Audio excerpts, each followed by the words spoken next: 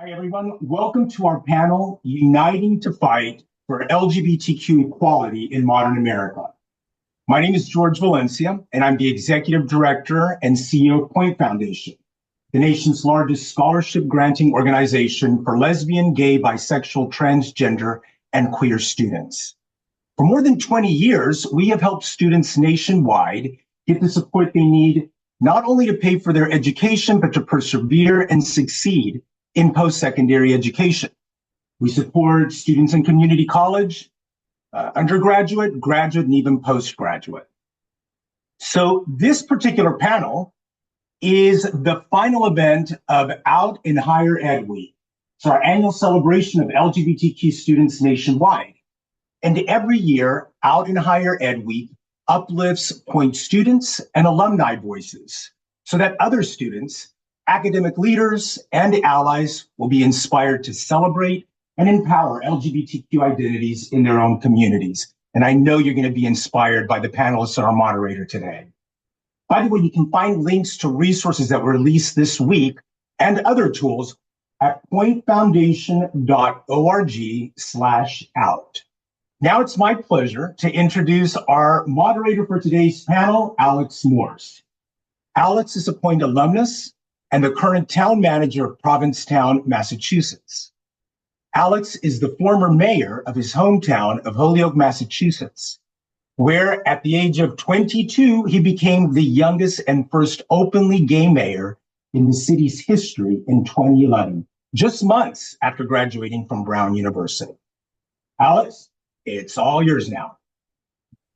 Thank you so much, Jorge, for that introduction. Excited about the conversation today for this important week.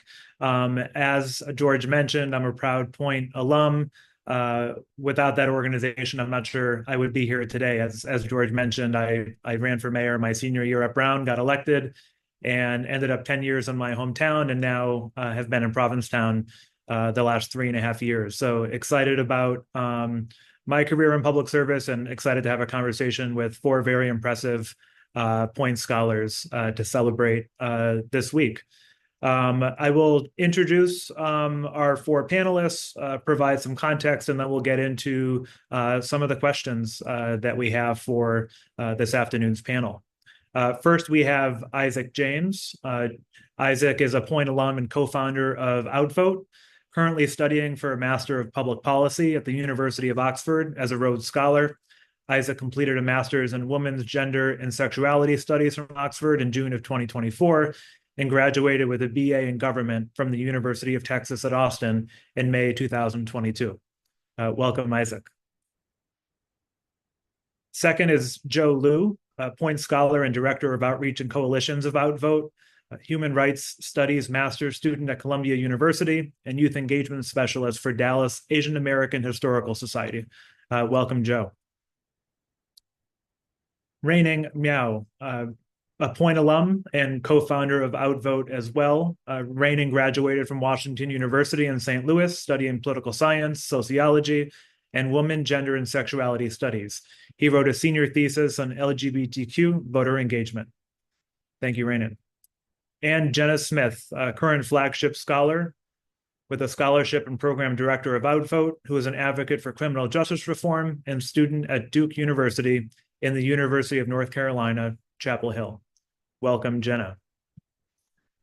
As many of you can imagine, it's a timely moment to have a conversation about the state of politics, of policy, of anti-LGBTQ legislation all across our country and really across the globe.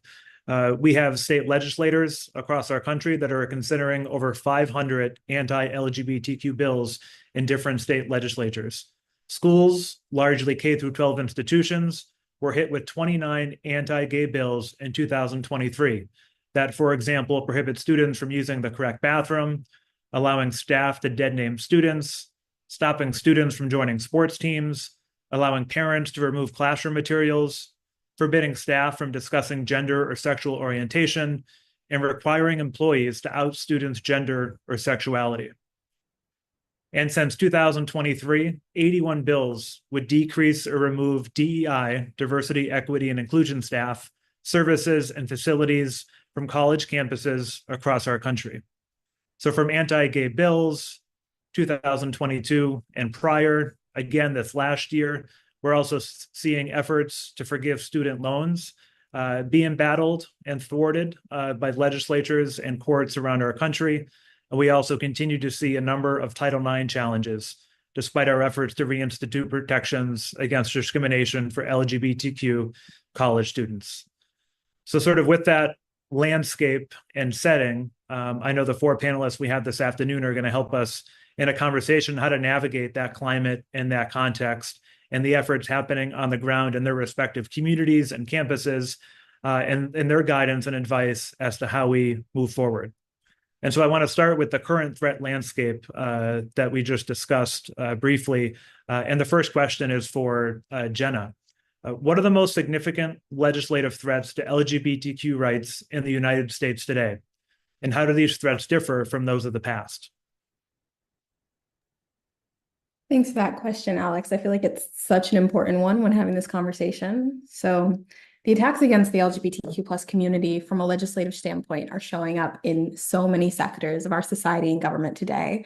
If you look at our highest level of government, there's a proposal for a political initiative on the table that some of y'all may have heard of called Project 2025 that advocates for federal protections for LGBTQ plus employees being removed and says verbatim that it wants to reverse the focus on LGBTQ plus equity. Like it's not ambiguous on that. Those attacks are extremely blatant. And then at the state level, we've seen a rise in legislation that requires teachers, like you mentioned, to inform parents prior to changing a student's name or pronouns used by school personnel, which can be incredibly dangerous for queer kids, thus virtually outing them to their parents. We've seen legislation that censors school curricula, bans books. And additionally, we also know that attacks on the queer community show up not just in the creation of legislation, but also the absence of legislation, right? So that's demonstrated by the 18 states that don't have any form of protection against conversion therapy. So with regard to what's different, I'd say that how the argument is being framed is the biggest thing. So if you were to jump back 70 years, for example, during the Lavender Scare and the era of McCarthyism in the 1950s, you would hear people directly refer to this quote, like threat against national securities that gays and lesbians pose, right? That's the type of language that you'd hear. If you jump back 50 years and you'd see that same type of directly homophobic rhetoric talking about the AIDS crisis as a punishment from God and using that as a justification for why it wasn't appropriately treated as the national healthcare crisis that it was.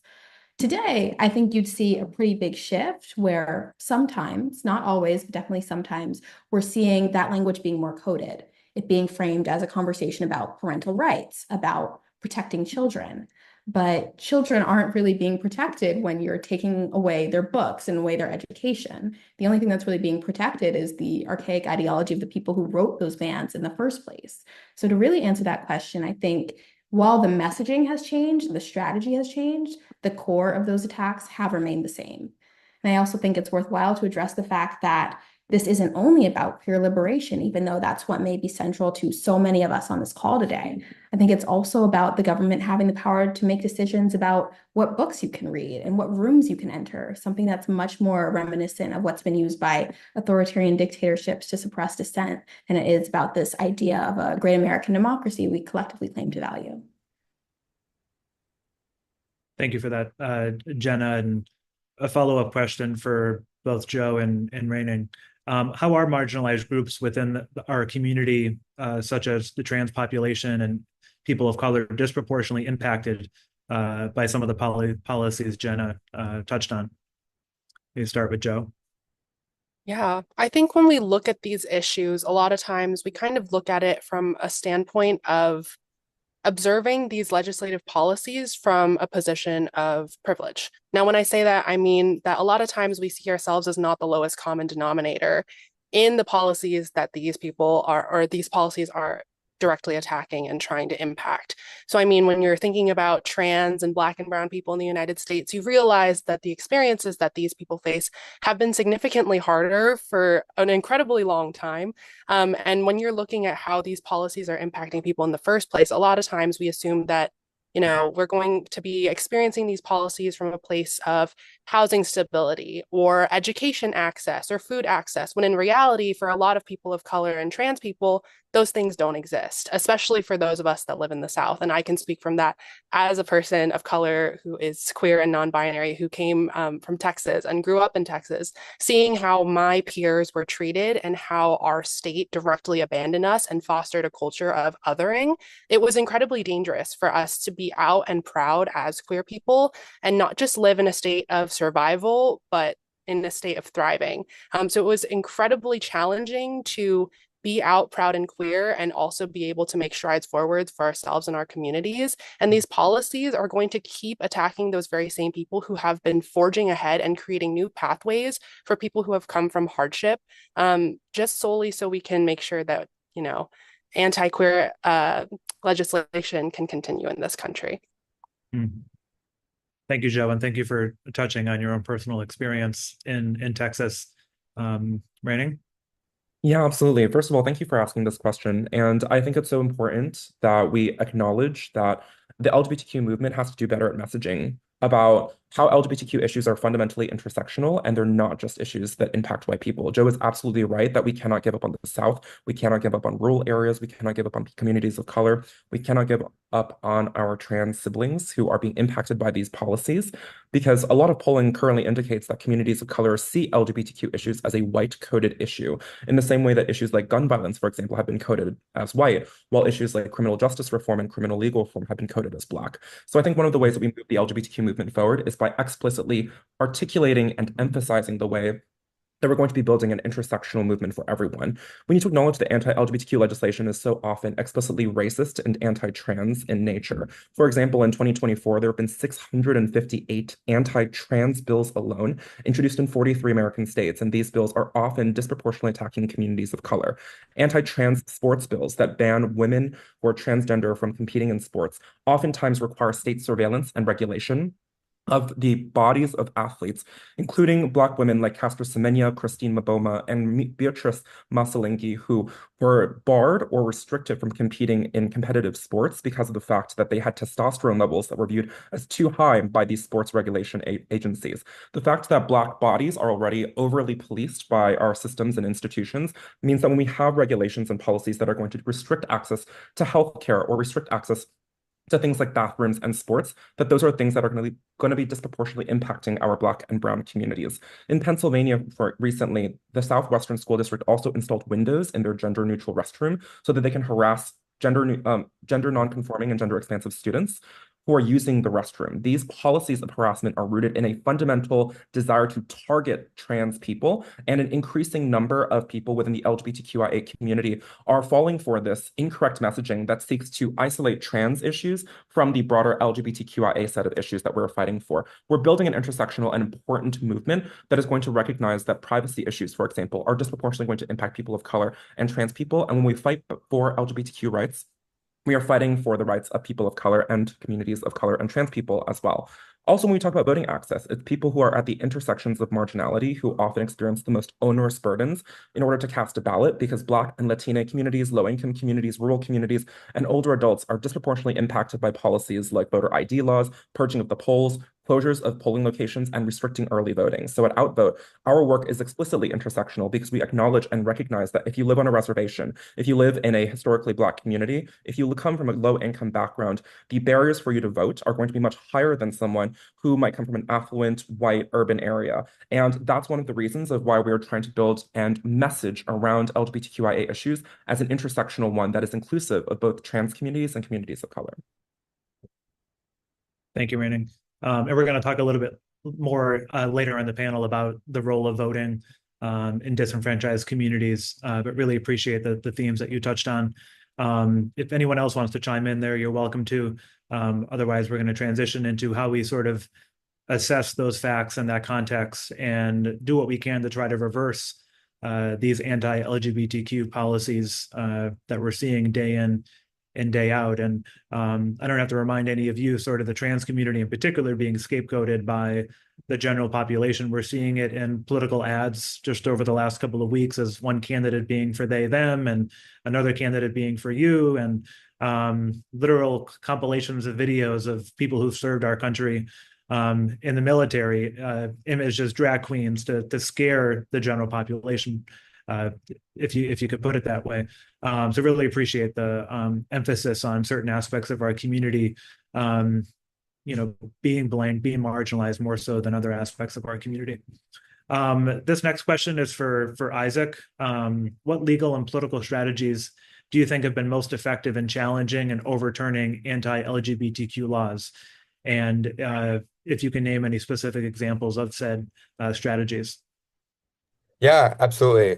Thank you for this question, Alex. I think we can look back at the past 20 years and just acknowledge how far the LGBTQ rights movement has moved, right? There were so many rights that we didn't have just 20 years ago, 30 years ago. The landscape has shifted in many ways. And as we've discussed, unfortunately, and terrifyingly so, we're seeing almost this pendulum swing backwards in a way that I think only underscores the importance of this conversation and future conversations and work that we'll all do together. So I think, we can look back to, what is it, like 1995, right? When Romer v. Evans was passed by the US Supreme Court, kind of starting this almost snowball of, advocates using the judicial system, using legal strategies to pursue this strategy of LGBTQ rights that goes through Windsor and Lawrence and culminates in Obergefell in 2015 with marriage equality, this like transformational ruling for the LGBTQ community. And it kind of was like, what's next? Like, what happens now? And now at this point, it's been almost 10 years since Obergefell.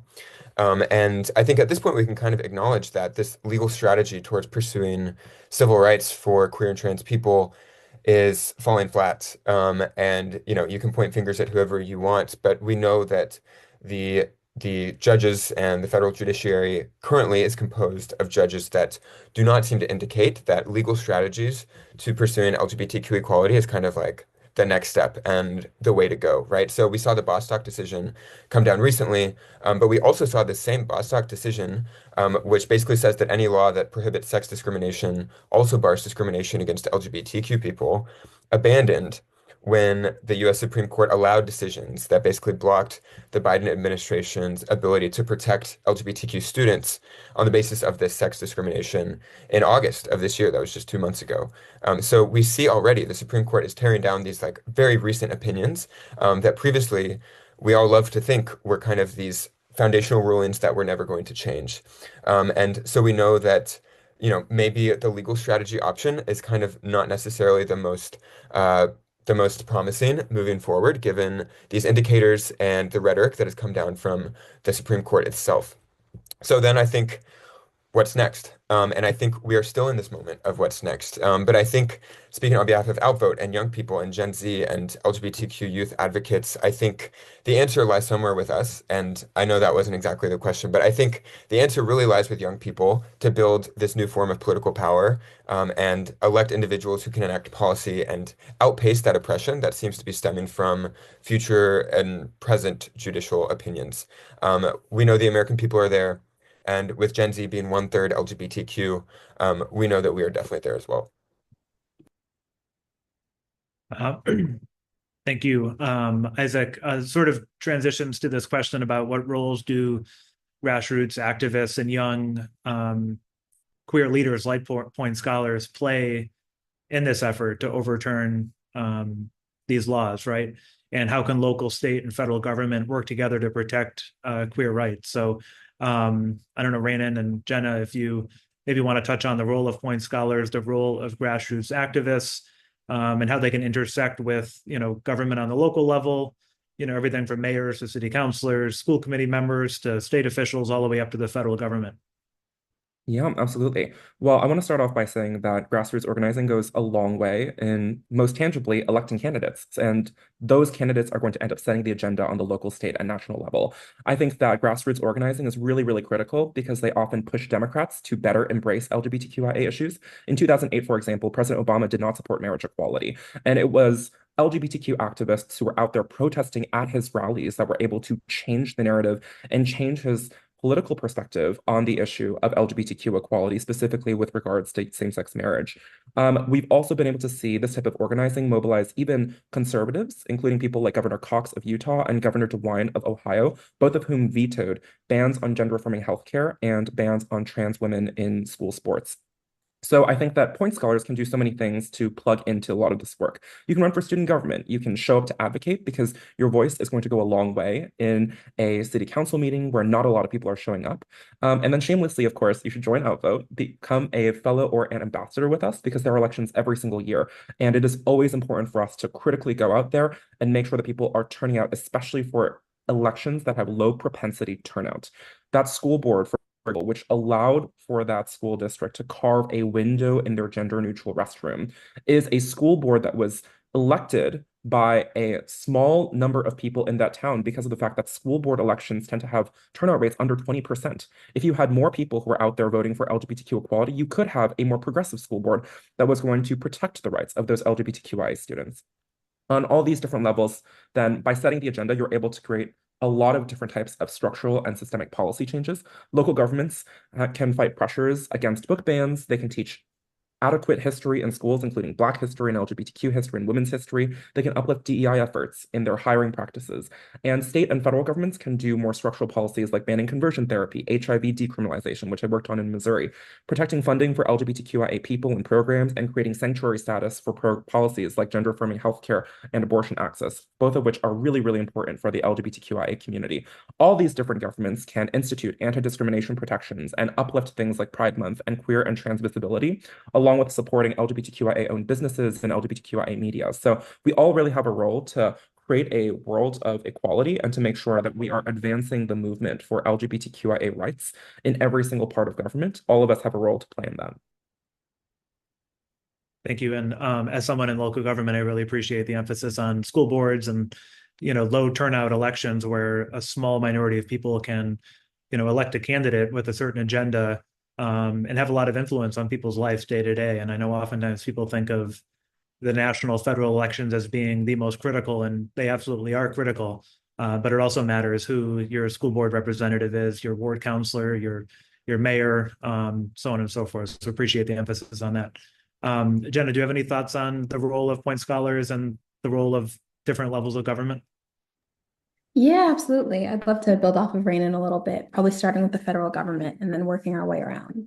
So it seems like in recent years, the federal government has had a number of opportunities to enshrine protections for LGBTQ plus Americans into law and simply hasn't done so. I think the Equality Act is one example that it comes to mind, which, to refresh our memory a little bit, prohibited discrimination on the basis of sex, gender identity, and sexual orientation in key areas like housing, credit, employment, and jury selection.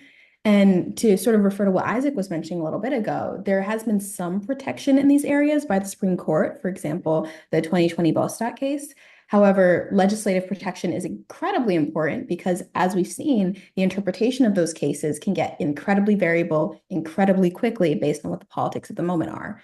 I think it's also important to note that the government actions that directly impact the lives of queer Americans are not all coming from the federal level. Who sits on your school board, who sits on your town council, these all have a direct connection to how safe queer kids are going to be in schools and who is considered in legislation on a local level. And to refer to what you were talking about in that second part of the question, grassroots activism really is the lifeblood of a lot of this movement on the local level. It's something that the LGBTQ plus community is really well known for. And I think a big part of what can be credited of pushing the rights of queer Americans so far forward so fast. Because if we think about it, Lawrence v. Texas, the case that took place in, I think, 2003, well within the lifetimes of most of the people on this call, was the case that sort of eliminated, I think the direct referral was the criminalization of homosexuality. And it took just 12 years after that case for marriage equality to be passed nationwide. That's like lightning speed. And it's, in my opinion, that rapid speed of progress is the result of the foundation of activism built in large part during the second half of the 20th century by LGBTQ plus people, especially trans women of color, who demanded to be seen and heard in a culture that deemed their very existence to be a threat. Now, we've also seen in recent years major rollbacks, particularly targeting trans and non-binary folks, and it will likely require us to keep building on that history of activism to resist those steps backwards. So that foundation of grassroots activism and persistence has to be, and in many ways has been, continued by our generation. I see that work in what Isaac and Ranen are doing with building OutVote.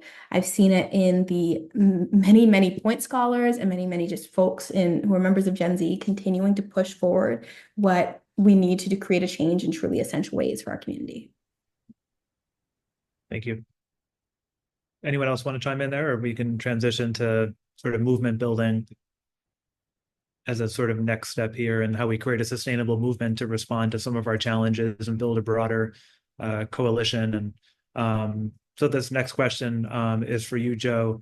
How can we build a broader coalition that includes allies from outside of the queer community? And what strategies do you think have proven successful in the past? Well, I love this question just because it's literally my entire job at OutVote, and I like to call myself the resident chatty Cathy, because I just get to go out there and make friends. And the whole basis of a lot of what we do, especially as OutVote, highlighting what everyone else has said before, is our intersectional approach and how we recognize that people from different backgrounds have different experiences. When I'm talking to different organizations that we're wanting to work with and collaborate with, a lot of times we have, on at least the outside, basically nothing in common. So, for example, some organizations that we've worked with in the past have been about Holocaust legacy and memory keeping, or climate change activist organizations, or arts organizations out in Mississippi. And on the baseline, you're looking at that and you're like, okay, well, they're not explicitly queer. They're not necessarily on the exact same page as OutVote. They might not even be working in the voter engagement sphere. Why is this organization trying to collaborate? And the reason why is because all of us have some sort of understanding of what the other group is experiencing or has historically gone through. And we recognize the importance of having intertwined voices standing together on the basis of fighting for what's right. And a lot of us working together is trying to find ways to pull on those common strings. So, for example, we recently worked with the Pink Triangle Legacies Project, which is a memorial and historical organization that's meant to help tell the stories of queer people that were persecuted in the Holocaust. And so we kind of worked with them to talk about the patterns of the past and what pre-Nazi Germany looked like and how it got to the point of the Holocaust and how queer people were targeted, but also reflecting that in what we see in policy today in the United States and how we can prevent that second wave happening all over again. Other ways is that with climate organizations, we talk about how queer people are disenfranchised by climate crises. For example, you see how Florida has been completely destroyed as of the past couple of weeks with the number of hurricanes that have hit the coast. And you're seeing these people be absolutely uprooted from their entire lives. And queer people in particular face higher struggles with climate change because a lot of them are subject to homelessness, or they don't have supportive communities that they can rely on, for example, a church system. So a lot of times queer people experience the brunt of what is happening in a lot of major disasters without the same amount of support that many other people that are just casually impacted are going to receive. And so with us, we're trying to really just find a way that we can align all of our struggles as different groups and organizations, while also saying, I recognize your struggle and I recognize that ours may be a little bit different, but we all have similar experiences of how we've been othered, how we've been sidelined, and how we're trying to fight for a better future forward as a collective together. Thank you for that perspective. And obviously your passion and what you do at OutVote as well. Building coalitions with other organizations and other movements, critically important to move forward. And obviously, speaking of organizations, we're all connected to the Point Foundation, which is a nonprofit organization, not an overtly political organization, but still yet. And this question is for Isaac. What is the role of organizations like Point in a political environment like this? Yeah, I really appreciate this question because it's doing events like this. It's having young people and supporting people who are part of your community through access and democratizing access to contacts and resources and helping guide us in, the movement that we're trying to build together, and recognizing that we don't operate in silos and that just because Point's been around for longer than we have been around for 6 months ourselves, it's still working together as partners in fighting for this mission that we all share together. So Yeah, it's having us on this panel. It's using your own institutional power to hold your own partners accountable, right? So for Point Foundation, that might be other nonprofits. For businesses, that might be businesses that they partner with or individuals they procure items from. Like, it's having a higher bar for corporate partnerships, but also not ignoring the role of business and commerce and having their own responsibility to the LGBTQ people that they employ, right? So I think it's institutions at all levels, whether it's philanthropy to big nonprofits like Point, to small nonprofits like OutVote, to business, to local, state, federal governments, to enter spaces with this really clear intention to break down those silos and that mistrust that might be festering because of past transgressions or conflicts that may have arisen in previous experiences. And I really think no one is entitled to the trust of one group or another, right? And I think that's especially true with Gen Z. You really have to earn the trust of Gen Z with the force of your actions and the presence of your actions. If you're a political party, you have to earn the trust through your platform and your policy points. If you're a business, you have to earn the trust through the way you treat your employees and the way you navigate ethically in the system that we live in. And it's vice versa, right? It's like as young people, we have to prove that we're capable actors who will also engage with full trust and intention, while also being clear to our values, and ensuring that we are operating in line with our own organizational mission, and perspective that we share together as young people and as this movement that we've created. Yeah, thanks for that, Isaac. And I think evident this afternoon in this panel, sort of the impact of Point that has on individuals where collectively are making such a powerful difference in our respective communities. That, the Point Foundation isn't just an organization that provides access to higher education and scholarships and helps break those barriers, but also invests in a new generation of young people to become future leaders and current leaders in our community, future politicians and scholars and activists and organizers and heads of nonprofit organizations. That it's an investment in the moment, but also an investment in the future of our country. And seeing Point scholars, hundreds of them over the years do incredible things is really inspiring. And sort of last question, going back to the act of voting and how voting can help create sustainable change. And we'll start with you, Ranen. What do you think the role of voting in creating change is? And what would you say to disenfranchised voters who don't feel like their votes can make a difference? Absolutely. Well, I want to start off by repeating something that one of Isaac and I's mentors, Kevin Jennings, told us, which is that if your vote didn't matter, people wouldn't want to take it away from you. The fact that there are so many efforts to engage in voter suppression against communities of color, LGBTQ people, young people, indicates that people in positions of power recognize the power that we have to change who is in power. And I would say that voting is one of the best ways that we can create sustainable change by changing or keeping people in power who best represent the interests of our community. To people who don't feel like their voices make a difference or feel like their voices don't matter, I would tell them that in the last election in 2022, there were over 300 races that were decided by less than 500 votes. And there were over 100 races decided by less than 100 votes. The story that I like to tell in terms of LGBTQ candidates is Evan Lowe in California ran in I believe, 11-person primary race. And he made it to the runoff by a total of 5 votes out of over 100,000 cast. The race was so tight that after the first count of ballots, he was tied with third place. So they had to do a recount. And it was through that recount that they were able to find that there was a 5-vote margin. This is for a congressional seat at a federal level in an election with over 100,000 votes cast, which shows that your vote actually does matter. If you brought 3 of your or 4 of your family members, that election could have turned out differently. And now Evan Lowe could become the first LGBTQ person to represent that seat in Congress. So the fact that these elections do come down to such a margin, the fact that people spend so much money on these elections, to me is an indication that these votes absolutely do matter. I think maybe the more important messaging question for people is, how do you convince people to go out and vote if you don't necessarily like your options? And what I would tell those people is that even if you disagree with the specific policies of a specific candidate at a specific level of government, there are so many other candidates that we often forget. And if you don't turn out because you don't like the 2 presidential candidates, you're also not going to turn out to vote for a Senate candidate that can reflect your interests, a House representative who will reflect your interests, a mayor, a city council, a board of education, a town commissioner. These are all roles that are up for election. In some states, judges.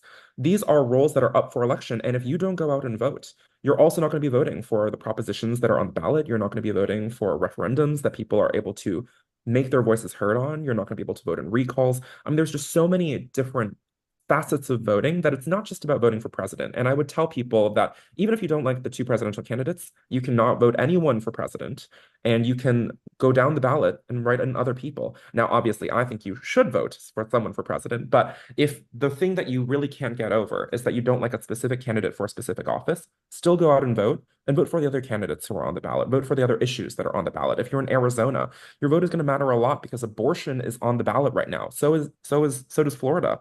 And so does Missouri. They have these questions on the ballot that you can literally decide whether or not in your state people will get access to life-saving reproductive health care, or if there will be a ban without exceptions for rape and incest for people who want to get an abortion. That is on the ballot, and it is going to come down to voters to determine what the future of public policy, what the landscape of healthcare is going to look like within your community. I would remind people that over 90% of the trans community right now is really fearful for the next election because we know that so much is on the line. So please go out there and vote and make sure that you educate yourself on what is on the ballot because there are so much more on the ballot than just one candidate. I always am a big believer that once you research all of your local candidates, you probably can even talk to those candidates because they're in your community. You're going to get much more motivated and inspired to go out and vote because these are people who are your neighbors who want to make a difference in your community. If you want a road paved, you want a pothole filled, you want more efficient trash removal. These are all things that are going to be decided by people who you vote for. So go out there and vote for all these different levels of government. Great. Very well said.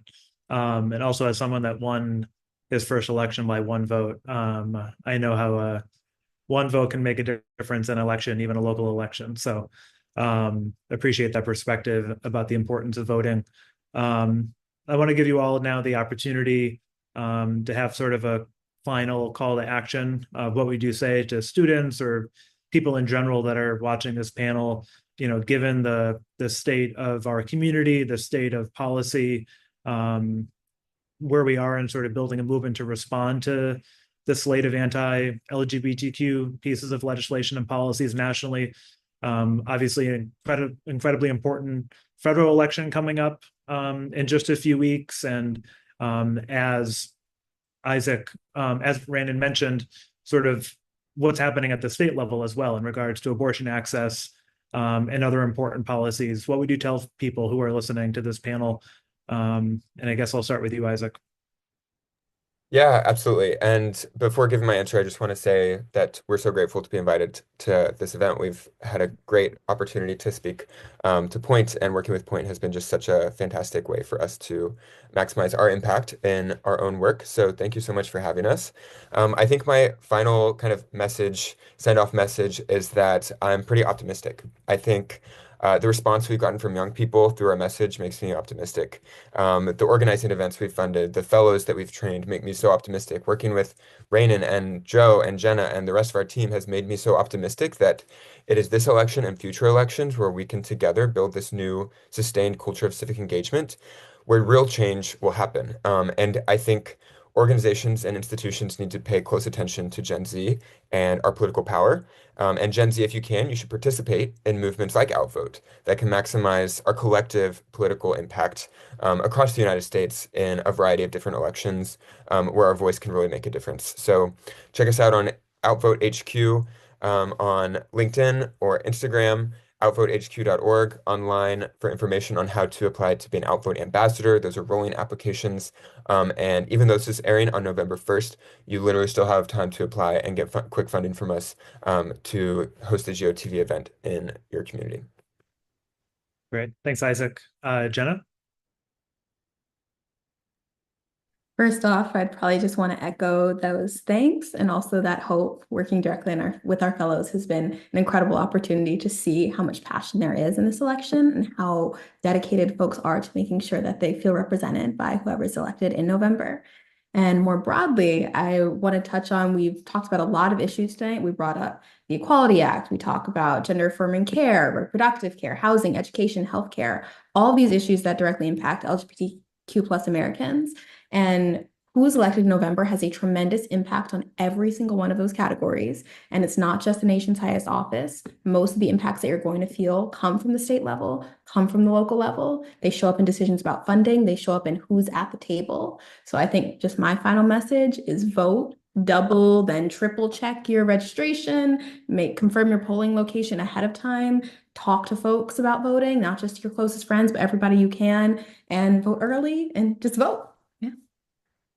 Great. Thank you, Jenna. I was going to mention that in many states, you can start voting early. So if you're in a state or a community where you can vote early, you should do that. So Google it, look it up, check your registration status. There's some states that go out of their way to remove what they call inactive voters that don't vote in a local election or a state election. And when you show up, they say you're not on the list. So you have a few weeks to get that in order.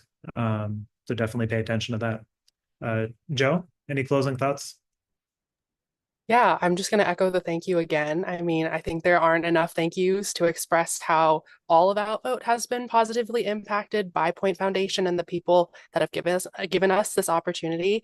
We all are here today and we all know each other because of Point Foundation, so we're incredibly grateful for the continued support.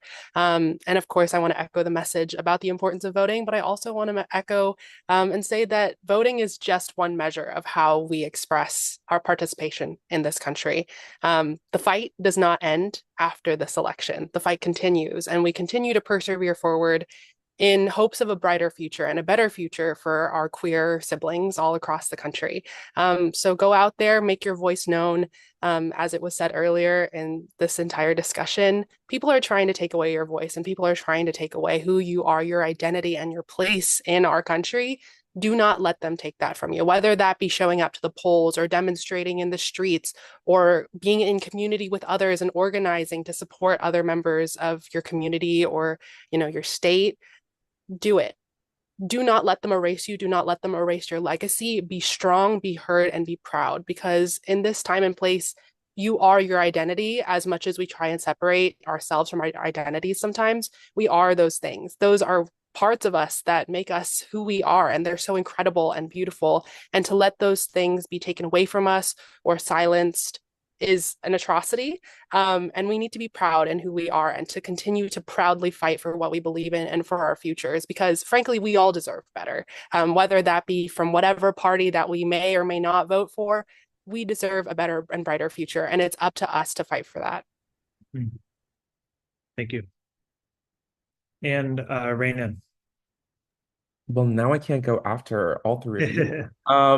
But I will end with a good call to action for how to go out there and vote. I would recommend, number one, making a voting plan. This is one of the most tangible ways to increase voter turnout because you're going to be able to visualize in your mind where you're going to be going, make a plan to go out and vote, and ideally go with your friends, right? So the second thing I was going to say is bring your family, bring your friends. There's an effective strategy in the GOTV world called vote tripling. This has been proven to be one of the most effective ways to increase voter turnout. It's when you use your relationships and bring out two people who you think are low propensity voters and offer to go with them to a polling location, whether you take the bus together, go in the metro together, ride in a car together, carpool, get 2 or 3 or 5 of your friends. I mean, heck, get a bus, bring 20 of your friends and go to the ballot box, right? Because making it a group activity and making it fun is one of the best ways they're able to go out there and incentivize more voter turnout, especially in some of these really, really critical elections. And number 3, I would recommend that you look into your candidates so that you know who you want to vote for and how you want to vote. One of the things that I was taught is that voting is not going to be voting for, when you vote, you're not voting for someone who's perfect. You're voting for the person who's closest to your political position and the person who you think is most persuadable so that you can move them to do things or fight for policies that you support. When you start to recognize that no candidate will be perfect, I think we become much more pragmatic in how we cast our ballots. And I think that can be a useful framework for deciding who you want to vote for or not vote for come the 2020 election or 2024 election. Oh my gosh, thank God we're Time is moving in chronological order. I want to end also by saying thank you so much to Point. Point has been such a huge, huge connector and supporter of the work that OutVote has been doing. We're so grateful for the mentorship and support that we've been getting from the entire Point team. So I just want to echo a huge thank you and a huge thank you to you, Alex, for moderating this amazing conversation. Great, thank you, Ranen. And just want to thank the four of you, incredibly uplifting and inspiring in what is oftentimes can sort of be a depressing landscape when you watch traditional forms of media or you're on social media. And I think it's incredibly important that people tune in and exercise their right to vote. And want to thank all four of you for the work you're doing with OutVote to educate as many people as possible, to give people access to these tools, to have their voice heard. So again, thank you, Ranen and Joe and Jenna and Isaac. Also want to echo the panelists and thanking the Point Foundation, George and the entire team there. Appreciate the work that the Point Foundation does to all of us individually, but collectively as a community. And I think what we see this afternoon is just a great indication of the capacity for hope and leadership that we have among the people here and the people that are tuning in to watch this panel. So look forward to continuing the conversation, and thanks again for a great conversation.